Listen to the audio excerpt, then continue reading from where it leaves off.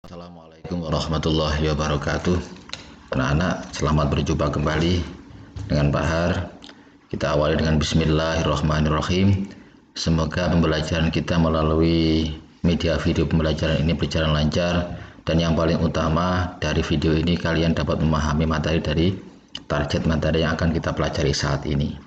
Anak-anak kelas 3 yang saya sayangi, untuk materi pokok yang akan kita pelajari pada kali ini adalah hidup tenang dengan berperilaku terpuji. Nah, submaterinya adalah bersikap tawadhu. Nah, tawadhu ini adalah salah satu sikap yang terpuji.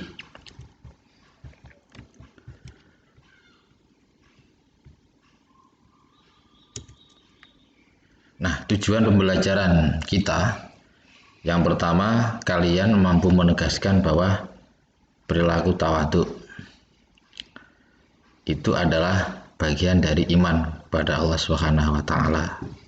Jadi menghargai ajaran agama Islam yang di dalam ajaran itu adalah menjunjung tinggi sikap tawadhu. Itu salah satu sikap yang terpuji. Yang kedua, kalian mampu menyimpulkan bahwa perilaku tawadhu itu adalah bagian dari ajaran Islam.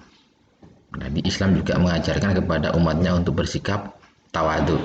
Yang ketiga, kalian mampu mengarahkan sikap perilaku tawadhu. Jadi artinya dari diri sendiri kalian, dari pribadi kalian sanggup mengarahkan sebelum mengarahkan orang lain. Maka kita mulai dari dalam diri kita sendiri untuk mengarahkan sikap kita itu mencerminkan atau menunjukkan perilaku yang tawadhu.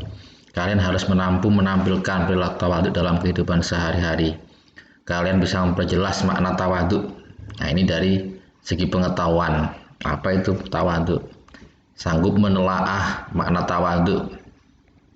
Nah, sanggup menilai sikap perilaku tawadhu. Oh, itu tawadhu, oh itu bukan, oh ini sombong, oh ini lawannya tawadhu. Bisa menilai. Kalian bisa mampu mengkategorikan perilaku tawadhu atau tidak. Oh, kalau semacam itu riya, pamer, itu kategori tawadhu apa bukan ya? Nah, kalian bisa merenungkan ketika mengamati situasi atau perilaku orang lain di sekitar kalian. Dan kalian mampu menampilkan perilaku tawadhu dalam kehidupan sehari-hari. Artinya menjadi refleksitas.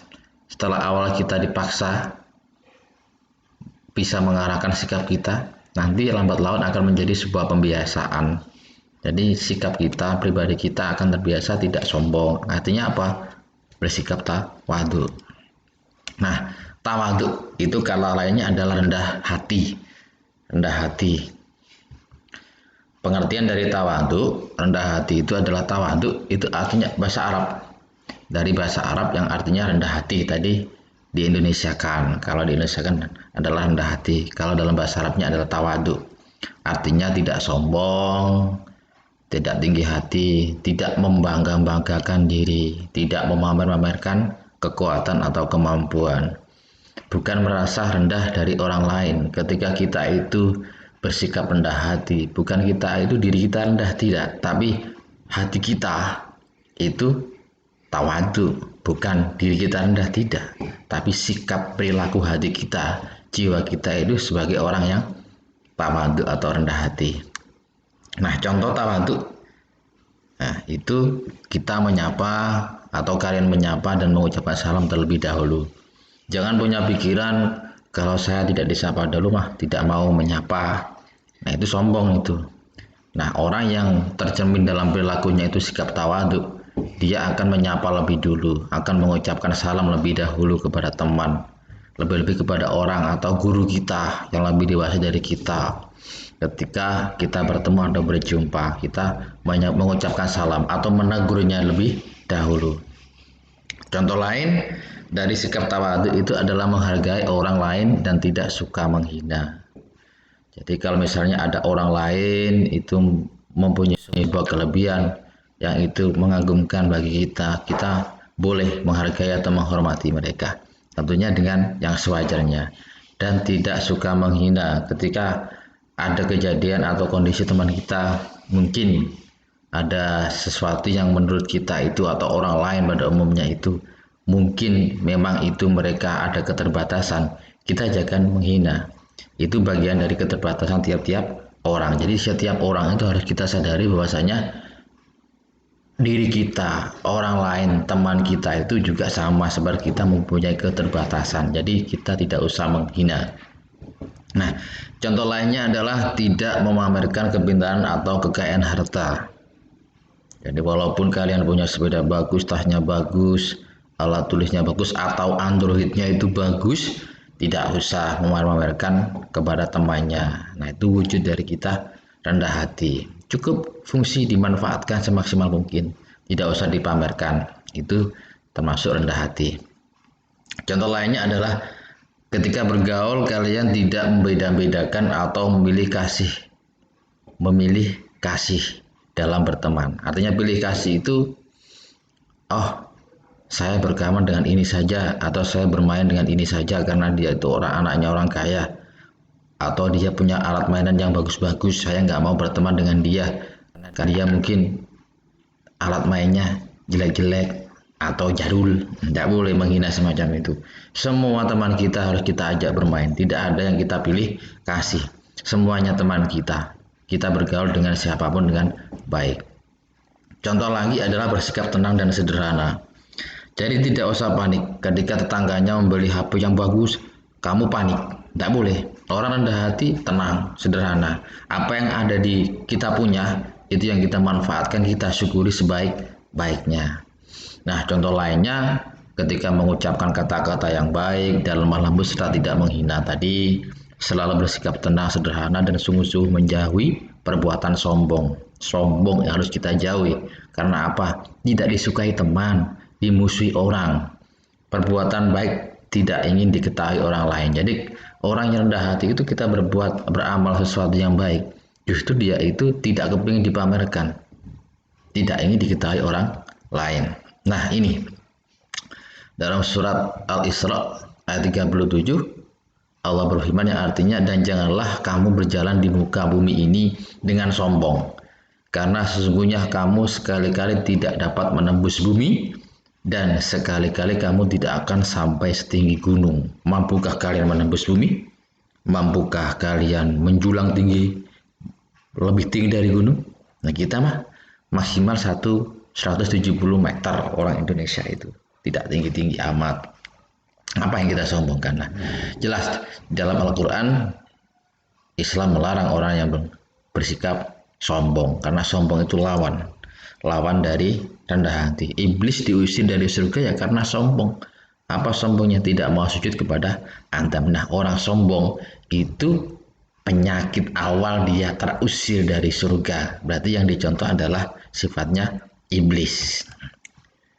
Perintah tawadhu dalam hadis yang diriwayatkan oleh Muslim, tidak akan masuk surga siapa yang dalam hatinya terdapat kesombongan walaupun hanya sebesar dharrah. Dharrah itu kecil sekali ya. Diibaratkan sebiji sawi. Biji sawi sangat kecil. Jadi tidak akan masuk surga itu orang yang dalam hatinya ada watak sombong atau karakter sombong. Jadi kalau kalian sekarang resapi, kalau di diri kalian ada membangga-banggakan, ada sombong dalam pribadi kalian, dalam hati kalian, itu tanda kamu belum siap dimasukkan Allah ke dalam surganya. Karena apa? Di dalam surga tidak menerima orang-orang yang hatinya sombong. Gaduh kalau surga ditempati orang sombong itu ya. Nah, hikmah manfaat tawadhu rendah hati, satu, kalian akan mempunyai banyak teman dan saudara, walaupun bukan sekandung atau kerabat dekat, tapi kedekatan kita dengan orang lain seperti saudara, mempunyai banyak teman. Karena apa? Pribadi kita tidak sombong, mereka akan suka. Kita tidak membeda-bedakan, maka banyak bergaul dengan mereka, memperbanyak teman. Yang kedua, hatinya selalu tentram dan tenang, tidak ada gundah, tidak ada perlombaan ketika memiliki harta. Semuanya bersyukur, bisa menikmati. Karena apa? Bisa menerima. Hatinya menerima, puas dengan apa yang diberikan Allah, rezeki yang diberikan Allah kepada kita. Terhindar dari sifat sombong atau takabur. Nah, ini yang tadi disebutkan, tidak akan masuk surga yang dalam dirinya orang itu ada sikap sombong. Jadi kalau hari ini atau sekarang kita bercermin. Kalau ada sifat sombong, lawan dari tawadhu atau lawan dari rendah hati, maka bisa mengukur diri kita itu belum siap untuk masuk surga. Nah, itu anak-anak. Nah, pada tugas kalian di rumah, setelah mengikuti materi ini, ada unjuk kerja bagi kalian. Ini ada gambar padi ya. Ada kalimat di bawahnya, ia tumbuh di tengah sawah dan ladang. Sebelum berbuah, ia berdiri tegap. Setelah berbuah, ia merunduk ke bawah. Begitu meninggi, ia merendah. Nah, begitu ada isinya, padi itu merendah. Nah, instruksinya, amatilah gambar di samping dan baca kalimat di bawah gambar tadi. Sudah saya bacakan. Yang kedua, apa maksud dari pesan yang disampaikan dari gambar dan kalimat tersebut? Sehubungan dengan orang yang rendah hati, yang tidak sombong tadi. Nah, pesan apa itu? Ya, ini bisa kalian ibaratkan. Ya. Bisa kalian ibaratkan bahwasanya padi itu belum ada isinya tegak, tapi sudah ada berbuah benih, ada isinya, dia merunduk. Nah, ini pesan apa yang tersirat? Nanti tuliskan dalam lembar kerja kalian. Sekian dan selamat bertugas, selamat berbelajar, tetap jaga kesehatan dan selalu jaga hidup kita selalu istiqomah untuk menjalankan ibadah kepada Allah Ta'ala. Assalamualaikum warahmatullahi wabarakatuh.